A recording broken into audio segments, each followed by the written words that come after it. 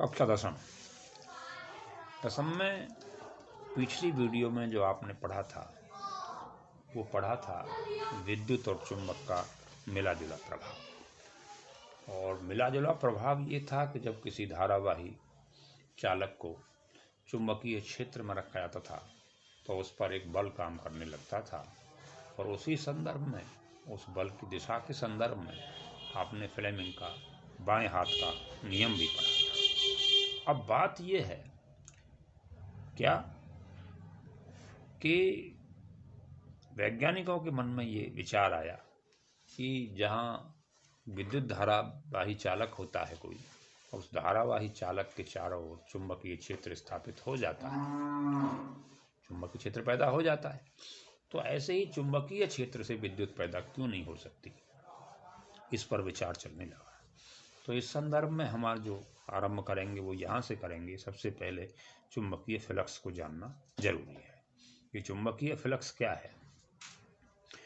जब किसी एक समान चुंबकीय क्षेत्र में स्थित किसी एक समान चुंबकीय क्षेत्र में स्थित किसी तल के लंबवत गुजरने वाली संपूर्ण बल रेखाओं की संख्या को उस तल से बद्ध या संबद्ध चुंबकीय फ्लक्स कहते हैं।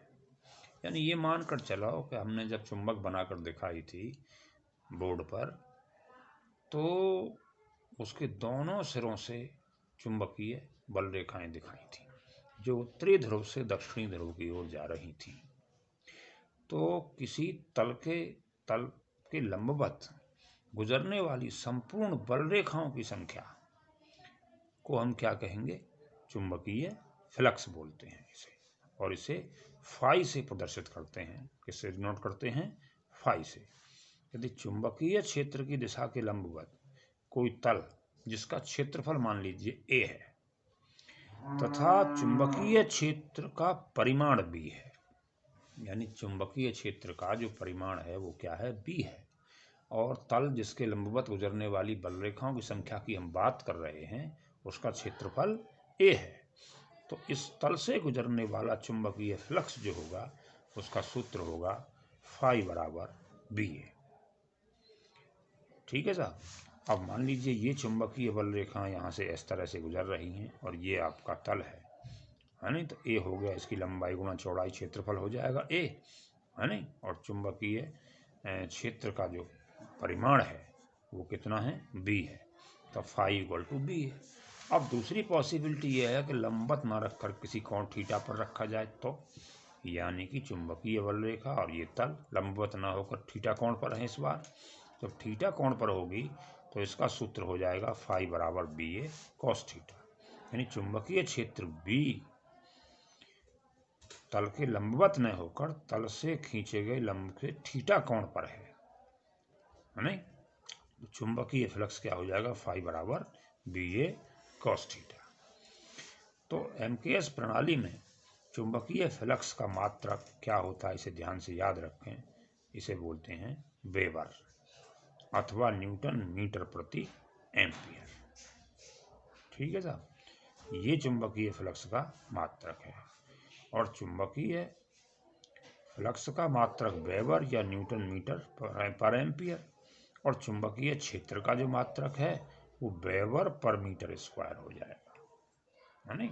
जहाँ सूत्र बताया था F बराबर B I L sine theta, वहाँ से भी आप बी का मान निकाल करके बी चुंबकीय क्षेत्र का मात्रक ज्ञात कर सकते हैं।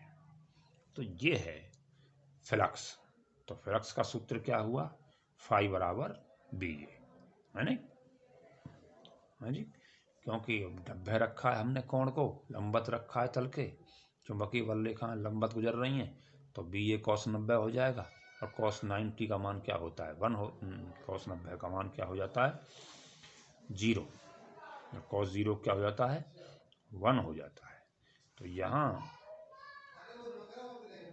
जो लंबवत है इसके लिए सूत्र क्या, फाई बराबर बी ए, और इसके लिए अगर थीटा कोण पर है, थीटा उसके बीच कोण बना हुआ है, तल से खींचे गए लंब और तल के बीच में थीटा कोण बन रहा है, तो फिर फाई बराबर बी ए कॉस थीटा हो जाएगा।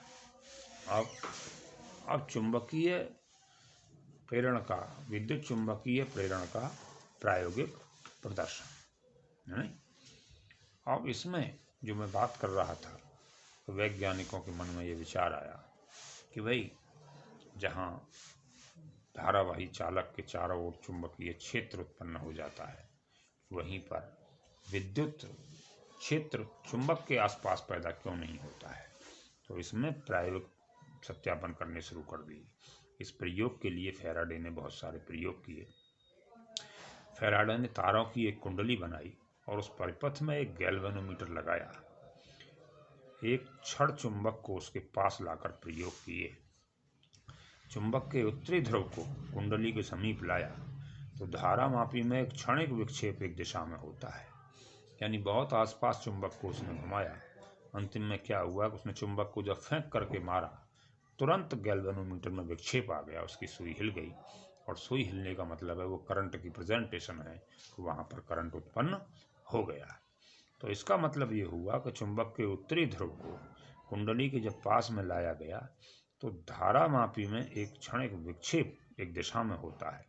इससे क्या स्पष्ट हुआ? इससे ये स्पष्ट होता है कि चुंबक की गति से विद्युत धारा उत्पन्न होती है, परंतु इसी ध्रुव एन को कुंडली से दूर ले जाते हैं तो विक्षेप पहले की विपरीत दिशा में। आप चित्र देखिए, ये कुंडली बना ली और यहाँ पर लगा जो गैल्वेनोमीटर, ये चुंबक है, चुंबक का ये एन ध्रुव है। जब चुंबक के पास ले जाते हैं तो इसमें विक्षेप जो सीधी सुई थी वो इधर हो जाती है दाहिनी ओर। तो ये करंट को शो करता है कि इसमें करंट कुछ क्षण के लिए आया। और दूसरे प्रयोग में जब इस ध्रुव को, चुंबक के नॉर्थ पोल को जो हम पीछे हटाते हैं, इसकी दिशा बदल देते हैं, तो इस गैल्वेनोमीटर की सुई में विक्षेप इधर हो जाता है। इसका मतलब है कि पहले की विपरीत दिशा में धारा अब वही है इसके अंदर और धारा उत्पन्न हुई है। ऐसे ही उसने प्रक्रिया एस ध्रुव के साथ की। तो ऐसे प्रयोग किए उसने। तो ऐसे प्रयोग करके विद्युत चुंबकीय प्रेरण और विद्युत वाहक बल, तो इसका मतलब है कि जब कुंडली को चुंबक के संपर्क में लाया जाता है और इसमें से कुंडली या चुंबक एक में गति रहती है, किसी एक में इसमें से गति होना आवश्यक है। जब उसमें गति रहती है तो उस वक्त गति के दौरान उस कुंडली में विद्युत धारा प्रवाहित होती है, यानी एक विद्युत वाहक बल लगता है। तो उसे कैसे कहा जाएगा? जब किसी बंद विद्युत परिपथ से संबद्ध चुंबकीय फ्लक्स में परिवर्तन होता है। इसका मतलब ये हुआ कि चुंबकीय, जैसे हम चुंबक को आगे पीछे बढ़ा रहे थे तो चुंबकीय बल रेखाओं की संख्या घट बढ़ रही थी। इसका मतलब ये हुआ कि जब बंद विद्युत परिपथ से संबंधित चुंबकीय फ्लक्स में परिवर्तन होता है तो उस परिपथ में एक विद्युत वाहक बल प्रेरित हो जाता है और परिपथ में इसी विद्युत वाहक बल के कारण विद्युत धारा बहने लगती है। और वे केवल तब तक बहती है जब तक कि चुंबकीय फ्लक्स में परिवर्तन होता रहता है। इस घटना को विद्युत चुंबकीय प्रेरण कहते हैं। तो यानी विद्युत चुंबकीय प्रेरण क्या है?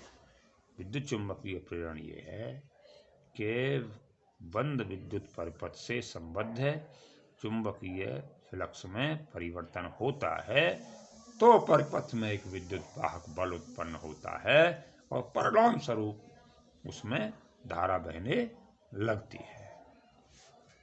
यानी कब तक बहती है? जब तक फ्लक्स परिवर्तन होता रहता है। नहीं तो ठीक से ध्यान करें इस चीज को कि जब किसी बंद विद्युत परिपथ से संबद्ध है चुंबकीय फ्लक्स में परिवर्तन होता रहता है तो परिपथ में एक विद्युत वाहक बल उत्पन्न होता है और जिसके कारण उसमें परिपथ में विद्युत धारा बहने लगती है। यह विद्युत धारा केवल तब तक बहती है जब तक फ्लक्स में परिवर्तन होता रहता है। इस घटना को विद्युत चुंबकीय प्रेरण कहते हैं और उत्पन्न हुए बल को प्रेरित विद्युत वाहक बल कहते हैं। इस सिद्धांत पर आधारित फैराडे ने विद्युत चुंबकीय प्रेरण के दो नियम दिए। कौन से? पहला नियम क्या? जब किसी विद्युत परिपथ से बद्ध चुंबकीय फ्लक्स में परिवर्तन होता है, जब किसी परिपथ से बद्ध चुंबकीय फ्लक्स में परिवर्तन होता है तो परिपथ में एक विद्युत वाहक बल उत्पन्न हो जाता है। प्रेरित विद्युत वाहक बल का परिमाण चुंबकीय फ्लक्स परिवर्तन की ऋणात्मक दर के बराबर होता है। अब माना तो पहला नियम क्या हुआ? पहला नियम ये हुआ कि जब किसी परिपथ से बद्ध चुंबकीय फ्लक्स में परिवर्तन होता है तो परिपथ में एक विद्युत वाहक बल उत्पन्न हो जाता है और प्रेरित विद्युत वाहक बल का परिमाण जो होता है वो चुंबकीय फ्लक्स परिवर्तन की ऋणात्मक दर के बराबर होता है।